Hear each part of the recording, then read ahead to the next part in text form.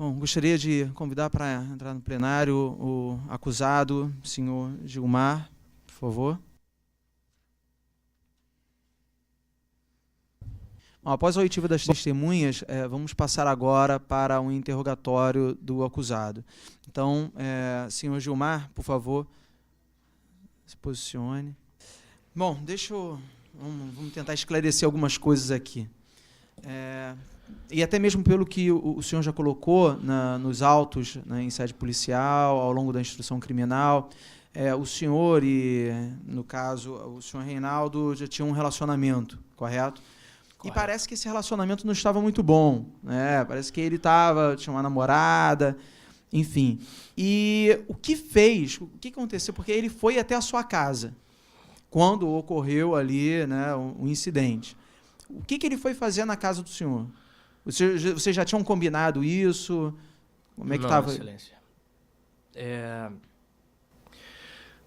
Eu e o Reinaldo, nós tínhamos um relacionamento há mais ou menos 1 ano e meio. No dia 25 de dezembro, nós tivemos uma confraternização na minha casa, que era muito comum, esse tipo de festa, todo ano. E ele tinha um relacionamento com uma outra garota que eu sabia também, apesar de não aceitar, o que é normal em qualquer situação, você ter ciúmes do seu parceiro. Mas eu aceitava porque ele sempre foi assim, solto. E naquela noite ele recebeu uma ligação dela e ele me deixou com o pessoal, eu fiquei muito chateado, mas até então nenhum problema sério. No dia 27 eu estava voltando para casa e passei perto de um bar ali próximo e ele estava com uma outra pessoa. Só cumprimentei os dois. E algum tempo depois ele apareceu na minha casa se queixando de fortes dores no estômago, que estava sentindo um enjoo, um mal-estar. Então vocês não tinham combinado nada? Nada. Aí ele estava passando mal, podia ir para um monte de lugar e foi logo para sua casa? Ele estava próximo da minha casa, como eu falei para o senhor.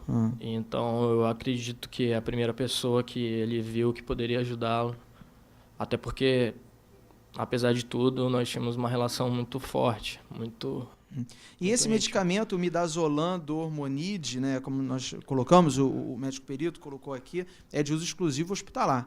O que o senhor estava fazendo com esse medicamento na sua casa? Eu possuía alguns desses comprimidos na minha casa porque eu tinha na minha casa, eu usava corriqueiramente no hospital e por alguma eventualidade acabaram indo para casa no meu bolso. Sem querer, apareceu na sua bolsa e disse, oh meu Deus, um remédio na minha bolsa. Não foi sem querer, foi para minha casa, eu achei que eu poderia precisar em algum momento, em alguma situação, e como eu estava acostumado a trabalhar com isso, eu não vi nenhum mal. Tá certo. E aí, então, ele passando mal, o senhor diagnosticou e aí decidiu em ministrar a medicação? Não, senhor. Ele foi aumentando o grau de dor, eu até então achei que era uma coisa que seria passageira. Eu pedi para que ele se acalmasse, mas a situação foi ficando mais agravada, ele foi aumentando e ficando em desespero. Ele pediu, pelo amor de Deus, que eu fizesse alguma coisa para que a dor passasse. E eu acabei ministrando nele a dose de... Tá ok, tá bom. Passo então a palavra à acusação. Vocês têm alguma pergunta? Bom dia. Bom dia, senhor. Só para cargo de confirmação, o senhor mantinha um relacionamento com a vítima? Sim, senhor. Era íntimo? Sim. Certo. Vocês, de fato, tiveram um desentendimento? Não chegou a ser um desentendimento. Mas te incomodava o fato dele ter outra pessoa? Sim, senhor. No momento, lá no remédio, você injetou o remédio, foi forma injetável, porque há conhecimento que também existe em comprimido, foi injetável, né? Sim, senhor. Certo. Você tinha o equipamento necessário na sua casa de ressuscitação para esse tipo de medicamento? Não, senhor. E a dose que o senhor usou? Eu apliquei uma dose de 2 ml, mais ou menos, por achar necessário que seria o suficiente para sanar a dor naquele momento. mas aproximadamente foram 2 ml. Bom, além disso, eu queria saber, assim, o senhor se diz inocente. Sim, senhor. E por que ocultou o cadáver? Isso foi uma situação muito difícil, porque Não seria mais fácil chamar ajuda? Você não era inocente? quando eu apliquei a dose no Reinaldo, ele, por alguns minutos, ficou calmo, mas ele foi ficando mais calmo, e os batimentos cardíacos foram diminuindo e a pressão dele foi baixando. Eu comecei a ficar desesperado, eu não sabia o que fazer. Aí resolveu jogar o corpo no rio? Naquele momento, eu sabia que se eu chamasse o SAMU, se eu chamasse alguma ambulância, ia demorar a chegar e ele poderia, de repente, não resistir. A única solução que eu vi foi ir até a casa da minha irmã, que mora próxima à minha casa, e pegar o carro dela. Eu deixei ele de uma maneira que fosse mais confortável, saí desesperado pela rua. E no meio do caminho eu encontrei um conhecido nosso, Fábio, que me encontrou muito desnorteado, perguntou o que estava acontecendo e se ofereceu para me ajudar. Nós fomos até a casa da minha irmã, eu peguei o carro, mas quando nós chegamos em casa, ele...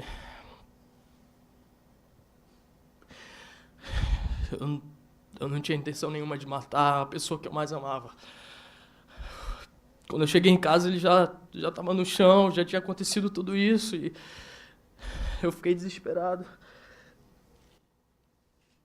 Bom, nada mais, Excelência.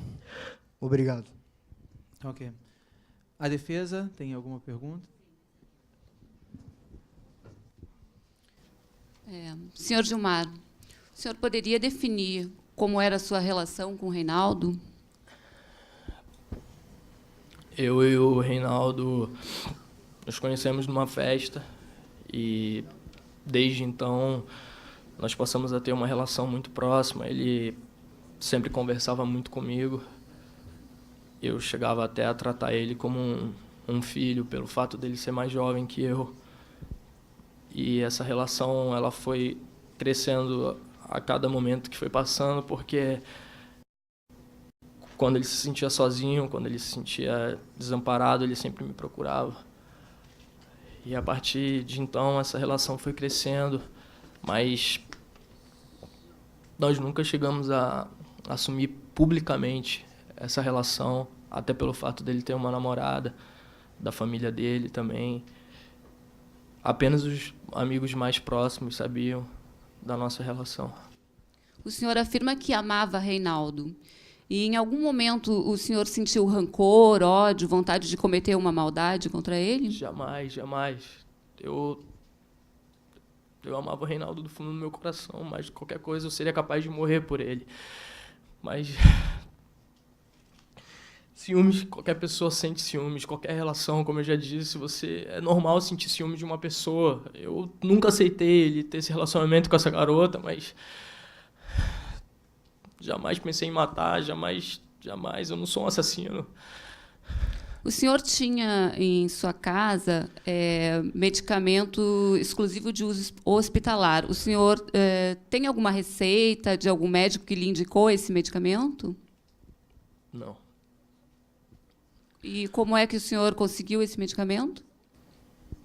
Como eu disse anteriormente, por algum motivo, por acidente, deve ter parado na minha bolsa, na minha maleta, e eu achei que em algum momento que eu precisasse, eu poderia aplicar, já que eu já estava acostumado a trabalhar com isso há mais de 15 anos. E no dia do fato, o que levou o senhor a aplicar o medicamento em Reinaldo?